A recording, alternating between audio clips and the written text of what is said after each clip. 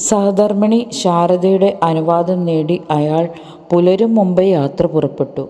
അന്നുവരെ കൈവന്നിട്ടില്ലാത്ത ഒരു ശക്തി അയാളിലേക്ക് ആവാഹിക്കപ്പെട്ടു.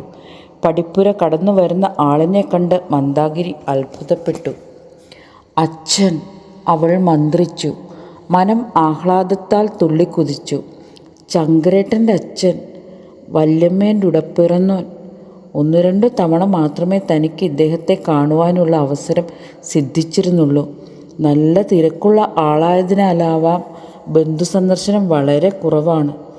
തൂവെള്ള ജുബ്ബയും കസവും മുണ്ടും അദ്ദേഹത്തെ പ്രൗഢഗംഭീരനാക്കിയിട്ടുണ്ട്. തൻ്റെ കൈയും മുഖവും സാരിത്തലപ്പിൽ തുടച്ചതിനു ശേഷം പടിപ്പുരയിലേക്ക് അവൾ ഒരു ചിത്രശലഭം മാതിരി ഓടിച്ചെന്നു.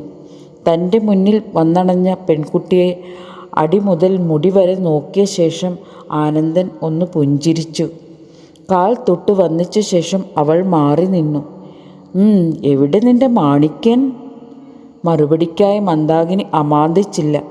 അവൾ ചൂണ്ടിയ ഭാഗത്തേക്ക് അയാൾ മിഴികൾ പായിച്ചു.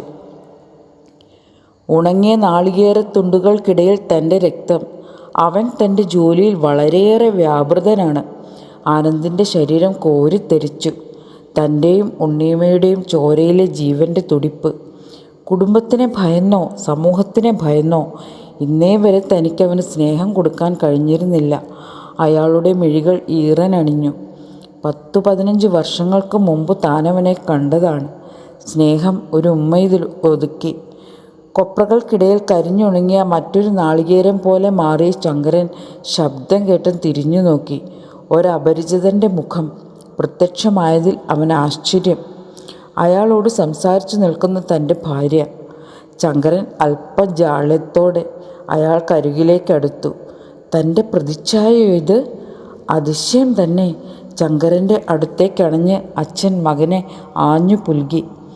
ആദ്യം ഒന്ന് അമ്പരന്നുവെങ്കിലും ആലിംഗനത്തിൻ്റെ ശക്തിയിൽ ആ ദീർഘകായൻ്റെ തോളിലേക്ക് മുഖം ചായ്ച്ചു നിൽക്കാനേ അവന് തോന്നിയുള്ളൂ. ഇരുവരുടെയും രക്തം ആർത്തിരമ്പി.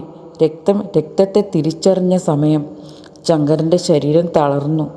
അതുവരെ അടക്കിവെച്ച ആത്മരോഷം, നിന്ന, വൈരാഗ്യം എല്ലാം ഒരു പഴന്തുണി കണക്കെ നനഞ്ഞു കുതിർന്നു.